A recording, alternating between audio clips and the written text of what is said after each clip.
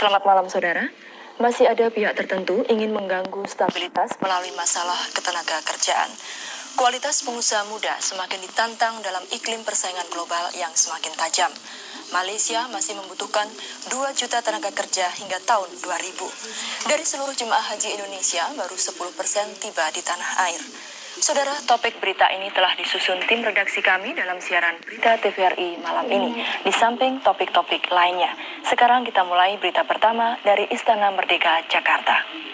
Presiden Soeharto hari ini di Istana Merdeka, Jakarta, menerima W. Frank Blount, pimpinan Telstra, suatu perusahaan telekomunikasi terkemuka di Australia dan kawasan Asia Pasifik. Kunjungan Frank Blount yang didampingi pimpinan Telstra di Indonesia, Ross Abbott dan Russell Stewart, sehubungan dengan penanaman modal di bidang jasa telekomunikasi. Perusahaan Australia tersebut memiliki komitmen untuk menjadi investor dalam jangka panjang karena mengidentifikasikan Indonesia sebagai negara penting dalam strategi pertumbuhan nasional. Bersama PT Indosat, NTT dari Jepang, dan beberapa perusahaan Indonesia lainnya, Telstra bergabung dalam konsorsium Mitra Global Telekomunikasi Indonesia.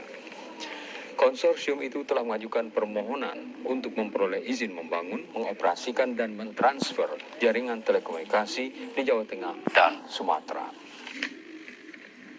Gangguan tenaga kerja akan tetap ada di Indonesia karena adanya intervensi dari pihak-pihak tertentu. Masalah itu diungkapkan Menteri Tenaga Kerja Abdul Latif hari ini di Jakarta setelah menghadap Presiden Soeharto.